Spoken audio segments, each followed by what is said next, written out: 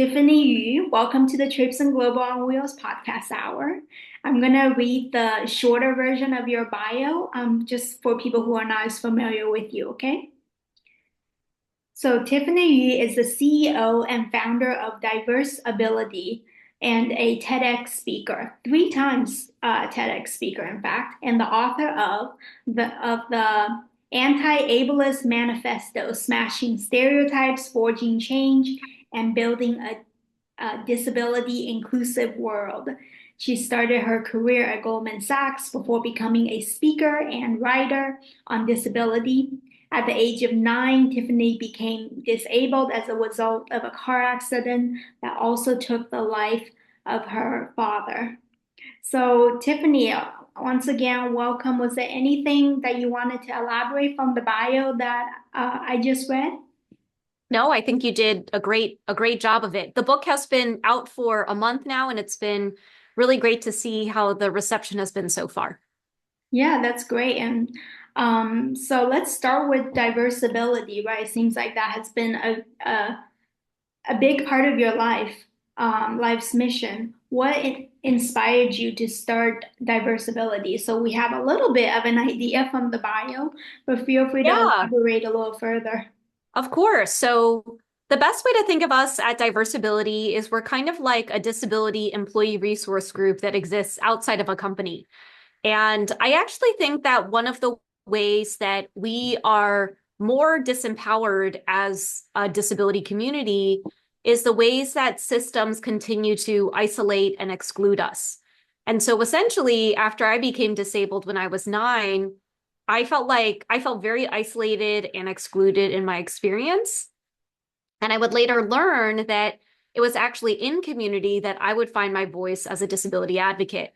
But I would also learn that the way that we think about our overall well-being is the intersection of our physical health, our mental health, and our social health. And our social health includes having access to relationships, social connection, and community. So I essentially, when I first started Diversibility, just wanted friends who could share in my experience. And over the past 15 years, we've been able to grow our community to over 80,000 in our digital ecosystem. I remember when I first found out about you, I was watching all these TEDx talks, and another one that I watched shortly after was by my friend Kings Floyd, and she talked about how I believe going to friends' houses and not being places not being accessible, and I know I've encountered a lot of that over the years. The connection, the social aspects. I really appreciate you for covering that, even though, with your disability, um, it's not necessarily a wheelchair, but it's another type of mobility disability. Do you want to share some of the challenges that comes with that in terms of accessibility? Sure. I think that so one of my arms is paralyzed. I also live with PTSD, a mental illness or mental health disability. And I think a lot of people don't really think about not being able to uh, navigate things if you can only use one arm. So that could include things like trying to put a letter in the mailbox. It could include things like how to zip up a jacket, or put on a necklace, or wear pierced earrings. So those are some of the things. And initially, I actually, on my social media channels, when I started making video content, I would create a lot of content around how I did things with one hand. And I thought what was interesting about that is my channels then grew, but in addition to just people who were curious about that, it also resonated with a lot of people who not only also had brachial plexus injuries, that's the name of my paralyzed arm, but maybe they had limb differences that affected their upper extremities, or maybe they were recovering from a stroke that also impacted one side of their body. And I also found that that content was helpful for occupational therapists who were working with people who were maybe recovering from different injuries as well. I think that's so important, and your platform is so important in um, bringing visibility to these challenges. And another aspect I want to cover, which we both share, is our Asian American identity. So a question I want to cover there is navigating the intersection of race and disability. How do you think being an Asian American and having your disability, that started at age 9 from the car accident, how does that shape your advocacy work? Yeah, I think similar to the way that we're seeing a shift from calling us people with disabilities to disabled people is that we can't really compartmentalize these different aspects of our identity. And, I think during my pre-disabled times, being born as a woman to two Asian immigrants, my dad is from Taiwan, my mom is from Vietnam. I think I was already seen as less than. Um, and then to now have an apparent disability and living with a mental illness. And I share some of this research in the book. So, mental illness in a lot of East Asian families or whatever the cultural upbringing is, sometimes it's not seen as a disability or it's not validated that it exists. And ultimately, that ends up leading to what's called a treatment gap. So, my treatment gap when I got diagnosed with PTSD was 2019, which was 22 years after the car accident. So one of the things I've kind of had to grapple with in this Asian body is the way that different aspects of my identity essentially discriminate against each other. It's the ways that my Asian cultural upbringing viewed women and viewed disability status. And because of that, I think for a long time earlier in my disability journey, I didn't really identify as disabled. I viewed it as a very shameful thing. The details around the car accident were also seen as shameful. And in the context of my Asian family, everything was viewed as a collective in terms of the household. So in addition to that, it was don't share anything that might be seen as shameful, which ultimately meant, and I've been sharing some version of this story, but after I became disabled, I had to relearn how to write with my non-dominant hand. And I would later learn as an adult that I would have been eligible for something called an IEP, an individualized education program, which could have given me more time. But here I was asserting myself or trying to anchor myself to a non-disabled body and not viewing accommodations as something extra rather than something that I needed in order to participate equitably. So I think that some of those beliefs are changing with our generation. And I'm hoping that more Asians and Asian Americans with disabilities are more transparent about their disabilities so that we can really empower the next generation of disabled Asians to take ownership over their narrative and try to challenge some of these traditional and antiquated beliefs around disability. Thank you for sharing that. And I want to ask something. I think this topic is very important, and feel free to address aspects that are already covered in the book as well, which is internalized ableism, and one, what that means to you, and two, how you think that manifests in the lives of people with disabilities. Yeah, so internalized ableism is this idea that even as a disabled person, we can we can hold on to some of these harmful messages that are essentially ableist as well. So some of them could include because I'm disabled, I'm not deserving of being in a healthy romantic relationship, or because I'm disabled, uh, maybe I won't get to achieve the goals that I've set for my career. And essentially, the way I think about this is something I call like the assumption funnel. And where it starts is external assumptions that other people place on us. So an example of an external assumption could be because you assume that I can't type because one of my arms is paralyzed, you don't interview me for the job, so I don't get the job. That's an external assumption that can end up becoming an internal assumption, which could be something for me like, because I can only use one arm, I assume I can't type, so I don't even try, right? And so I think about the ways that that assumption funnel, or it could even be something like, because because someone because so many disabled people are unemployed, I'm not going to get this job, so I'm not even going to apply in the first place. And I think we need to tackle assumptions in all different directions, but the way that internalized ableism shows up within the disability community is we continue to limit ourselves and each other in terms of the things that we can achieve. I was thinking about how much that happens actually, and thinking about what you just said about the high population of people with disabilities that are unemployed, which is today in 2024 a very high percentage. Um, I've heard over and over 70% of people with disabilities here in the US in the first world are unemployed. What do you think are some common misconceptions about disability that's making this worse, that's exacerbating the situation? Yeah, I mean, I think it comes back to the assumptions. I think it's people assuming the things that they think we can or can't do. And because of that, not even giving us an opportunity to show you what we can do. So even an example could be people making assumptions about not being able to write a book because typing 90,000 words is a lot to do with if you only type with one hand.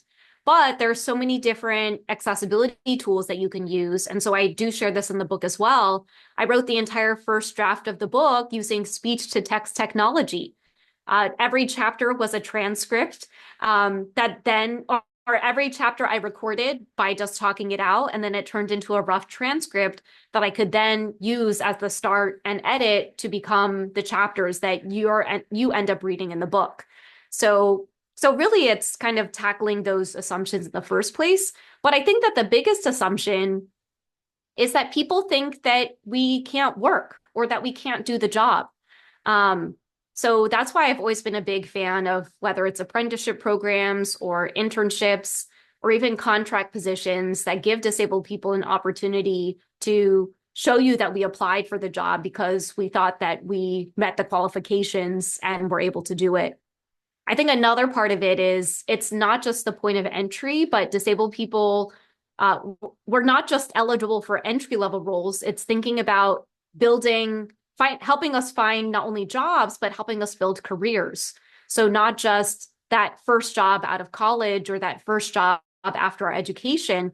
It's how do we continue to develop our leadership, our managerial capabilities, so that we can also progress in our careers and essentially support our livelihoods in a way that not only support us, but can also support our communities and our families as well. I think that's so important to accent the myths. And then the second part of the question, which I didn't haven't asked yet, which is how can we better educate ourselves as people with disabilities to combat these myths? I do think that we are experiencing what I'm calling a cultural shift in terms of more visibility for the disability community. And with more visibility and more representation, I'm also hoping what comes with it is respect rather than pity. So I've been really excited, and I share examples of this in past workplaces that I've been, having senior leadership in the financial services industry or in the media and entertainment industry who did have disabilities, who were transparent about them. So I think we are starting to see that disabled people are in all industries. We're not just advocates. We're not just running nonprofits.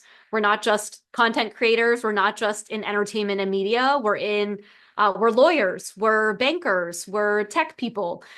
So we exist in all different types of industries. And I think being able to have whether you call them role models or I use the term possibility models as coined by Laverne Cox to showcase the possibility of who we can become. But I really come back to that phrase of you can't be what you can't see.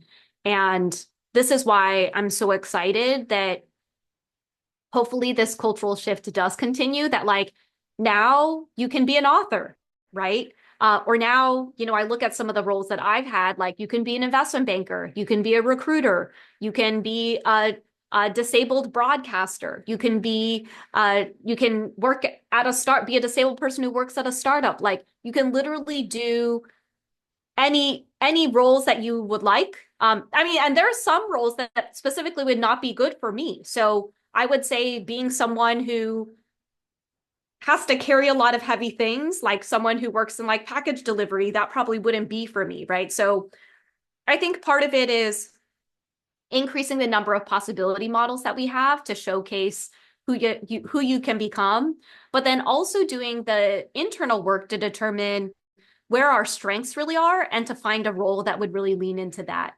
And there's a quiz that I would recommend. It's called, if you go to, I think it's called viacharacter.com, but it's called the Via Character Strengths Quiz. And it's a free quiz. Nobody's paying me to say this, but essentially you go and you take the quiz and it will tell you what you value. And essentially, if you take your top 10 values and you look at the work that you're currently in, and if you can find that maybe 5 of those 10 values are reflected in what you're currently doing, then you know that you're on the right track. I think that's a great resource for people to look into. And thank you for sharing that free assessment. Like you said, um, that's not advertisement you're doing for anybody. It's just a resource that may be helpful to people. Okay, I think And you could maybe, even, if you do want to take it even a step further, you can take that quiz and then maybe you go to ChatGPT and you say, hey, I just took this quiz. I'm trying to figure out what jobs would really lean into these things that I value. What would you suggest? And then, maybe it will provide you some place to start. yeah, that's a very important resource because with the high unemployment numbers, resources like these are very crucial because it's like you said, it's not about just the first job, it's about career path that people can really thrive in. Um, so the next question involves young advocates. So what advice would you give to young people who want to, get involved in the disability advocacy, disability justice space, but are confused as to how or where to start? Yeah, one thing I usually tell people is think about where your spheres of influence are. So if I look at my own journey, I look at the school I went to. I went to Georgetown. And I can even talk about like some of the advocacy there. So I know this is the place I went to school. So there are a couple things that I can do. I can start a disability club there, which is actually what the first iteration of Diversability was. And at Georgetown, like there was a little container there of here are all the instructions of how you can go and start a club. And I graduated, what is it? I graduated almost 15 years ago. So now as an alum, I can go and I can say, oh, like I see that you're doing this type of disability programming. Is there an opportunity for me to potentially speak on a panel? Or a couple years ago, I went back to Georgetown and I said, hey, I'm looking, now that I'm further in my own career, I'm looking for ways that um, I can more significantly contribute. I'd love to learn a little bit more about how to start an endowment fund that would invest in disability initiatives. Ended up crowdfunding a large part of that endowment fund and then donating parts of it as well. But for me, that was kind of just an example to say, even in this one area, which is where I went to school, here are all of the ways that I can create just a little bit of advocacy on the campus. The way you can translate that, if that's not where you went to school, is look at the different circles that you're in and think about the causes that you really care about. Because one of the things I have to remind myself about advocacy is that a large part of it is sharing your own story. It's sharing the ways that different policies or changes would personally impact you. And one of the things I want to remind people of, we just had a presidential election, is that we have an opportunity to vote up and down the ballot as well. So if there's the federal level, of course, but then there's also the state and the local level. So a couple years ago, I had recently moved to San Francisco and I wanted to better understand what was going on in San Francisco. So I went on to an online search and I searched Disability Commission San Francisco, and I found that they had a mayor's disability council that had meetings every single month. So I actually just started showing up to the meetings, and after better understanding the flow of the meetings for a couple of times, I then felt a little bit more confident to start making a public comment. And I would comment again, just sharing things from my own personal perspective. And after a couple times, one of the people on the council asked me if I had ever thought about serving on the council. So a couple years after that first time showing up at one of those disability council meetings, I ended up getting appointed by the mayor to the disability council. So all of that to say, whether it's if you want to show up in person, there's advocacy you can do online. Social media and digital advocacy is 100% advocacy as well. If you're not quite sure where to start, just follow a couple different channels on social media and you can start amplifying their posts and educating yourself about different things that are going on. AAPD, the American Association of People with Disabilities, is one that I really like following. There are a couple others that you can follow as well. I know Disability Together and Disability Reframed are a couple good ones. And then, of course, there are individual accounts as well if there are people who work in an area that you're super passionate about. But again, it's kind of thinking about, here are the things that I'm super passionate about. And like another example would be Sophie Morgan. So Sophie Morgan is a broadcaster. She's also a wheelchair user who has had less than ideal experiences traveling by air.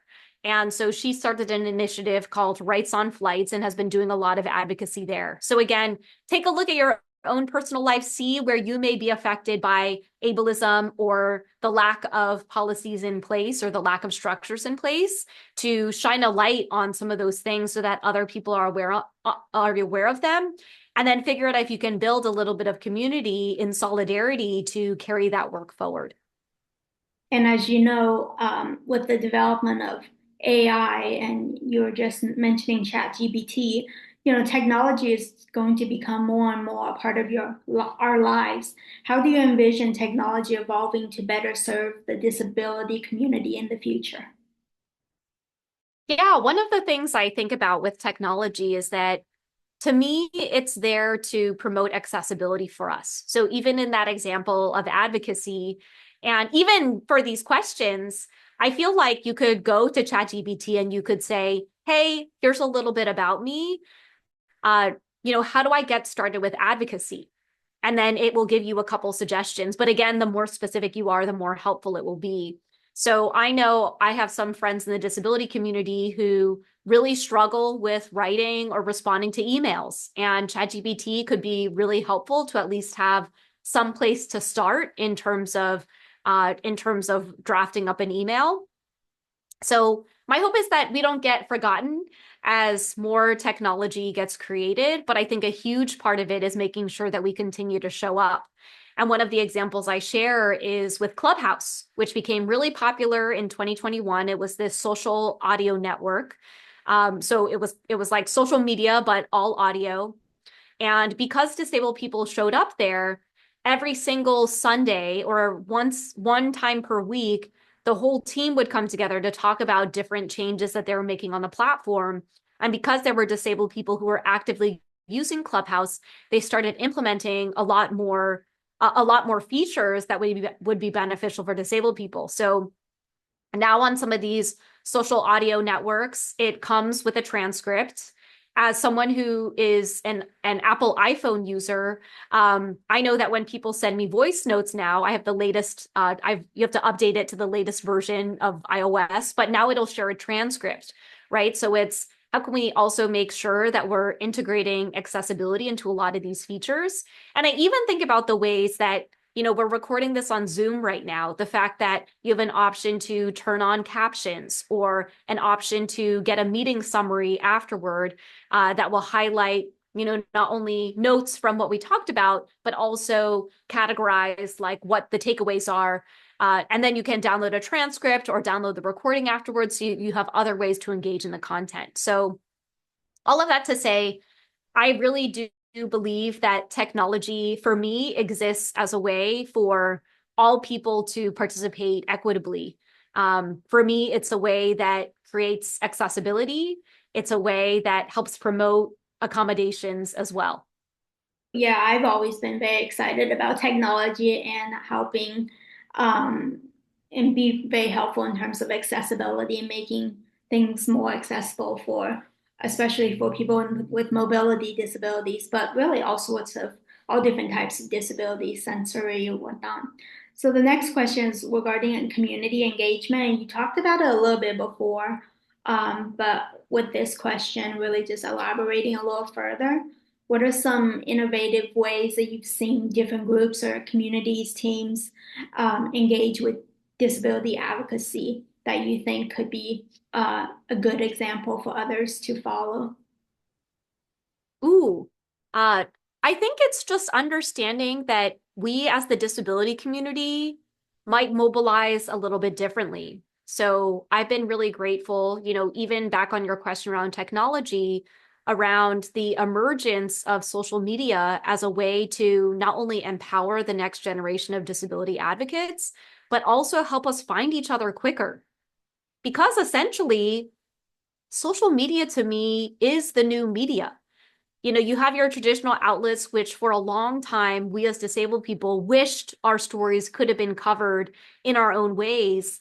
And social media has enabled us to control our own narratives and essentially take back the mic and say, hey, we're not superheroes. We're not tragic, pitiful people. We're just extraordinarily ordinary, many of us.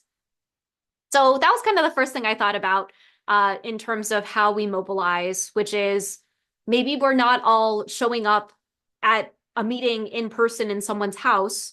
Maybe we're doing that virtually, or maybe we're doing that asynchronously, or maybe we're, doing that virtually for some people who can join in their time zone or the hours that they are able to tune into a meeting and then recording it and making it accessible for people later.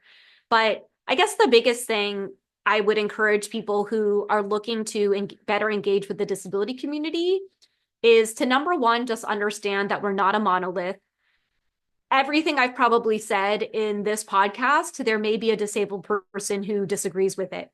I think what we can all agree on is that I want to build a world where that is accessible first, so that those of us who do move a little bit differently or think a little bit differently can show up to a space and not have to ask for permission to show up.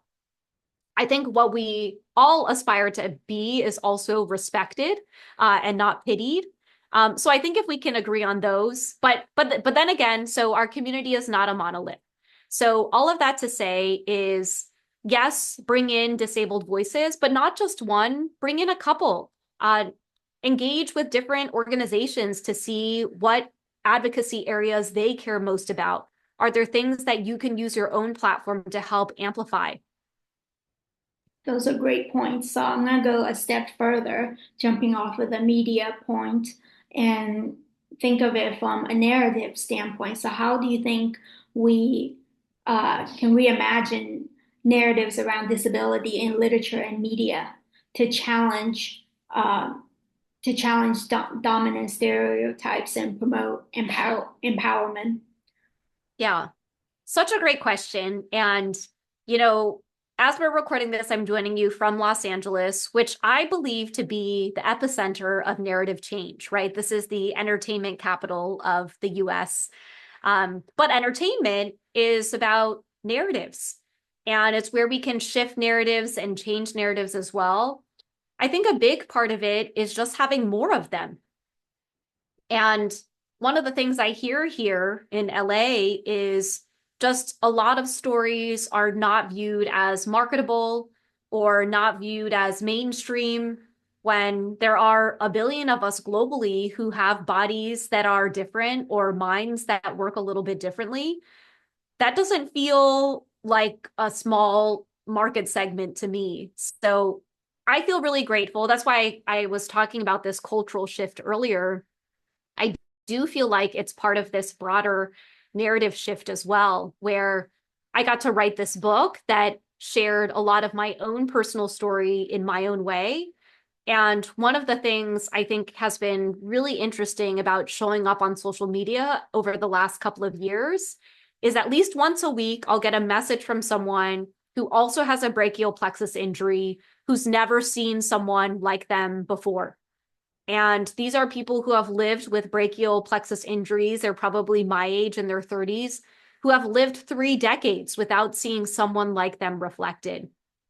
I even think about intersectionality a lot too, where when I was first starting this work 15 years ago, a lot of the people who resonated or who supported my work and were really champions of my work were Asian women.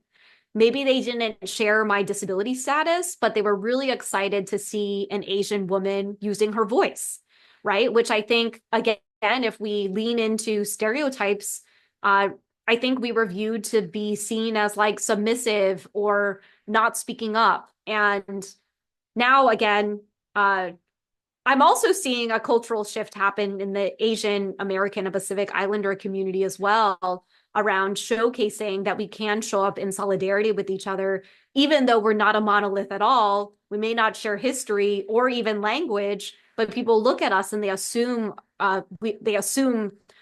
or we're all part of this Asian diaspora together, where if we do come together, we can combat some of those stereotypes around narratives and other things like that.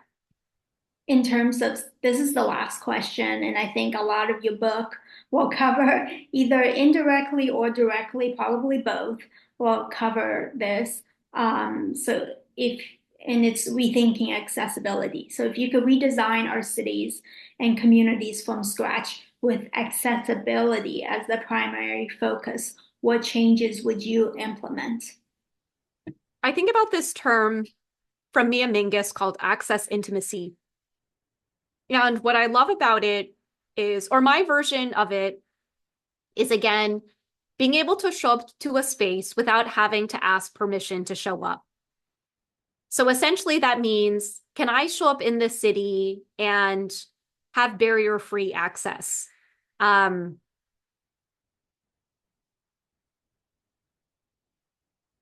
think I'm trying to think of a way. I don't have like a clear-cut answer for what that might look like for me, but I would say probably no hills. And I have lived in some pretty hilly places.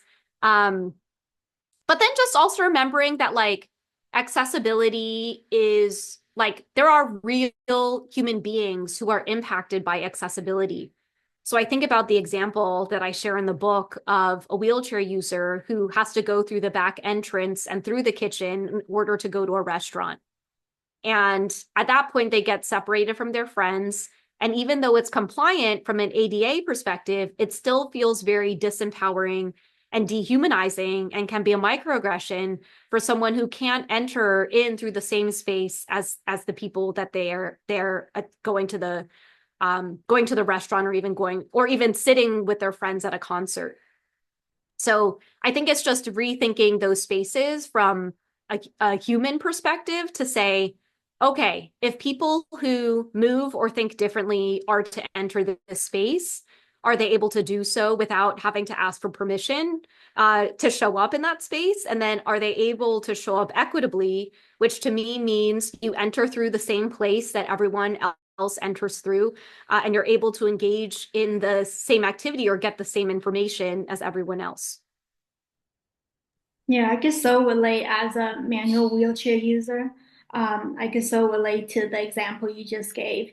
And it's, even though, legally it's not, um, we're not discriminated, but we really are, because the infrastructure is not set up in such a way that we're able to enter a store or a restaurant or whatnot. And so, in that reimagined city, when we thinking accessibility, that's something, physical infrastructure is something that I would like to see improved. Yeah, and I will add that Victor Pineda is a friend of mine and in the community, and has done a lot of work around thinking about inclusive cities and accessible cities as well. So I can't be the expert of all of this, but I'm happy to refer people who are listening to this, if you want to learn more about inclusive cities and some of the work that's being done there, to go and engage with some of his work. Yeah, thank you for sharing that. And I appreciate you for doing your part. And you have this book that came out not too long ago. Highlight some of your favorite parts and tell people where to obtain a copy if they're interested. Yeah, so now the sun is setting in an interesting place where you can no longer see the title of the book, but it's called the Anti-Ableist Manifesto. You can get it at your favorite book retailer, but if you need some direct links, you can go to tiffanyyu.com. /book, and that will have all the information of where to get it. It's available internationally as well, print, audio, and ebook. I think my favorite part of it so far, or my favorite part of the book is, to me, it's the entire section 3. So the book is structured in a framework called Me, We, Us, which is a framework that I learned in social impact spaces about how we can create transformative change. And so the us section says, okay, now that we've gone through me and we, here's how we can make change as a whole world and societally together. But yeah, I think that's where the change happens. But I also know that in order to get there, we also need to start with, here are the things I need to know about ableism and how it shows up in the world and how it shows up in relationship and in my local communities first. Thank you so much. And it's been really awesome getting to talk to you, especially, I know there's been a few Asian Americans, but I think there can never be enough people of all different types of ethnicities, vantage points in this minority group, in this, population of 1 billion, as you've shared in several, at least one of your TED Talks, talking about this 1 billion of us. And so thank you so much for your insights, and I really appreciate you for coming on and sharing your book as well, where people can access. And I love listening to audiobooks, so I'm really happy to hear that it's also an audio book form, especially since it's a pretty lengthy book. And we still couldn't fit everything in it, but thanks so much.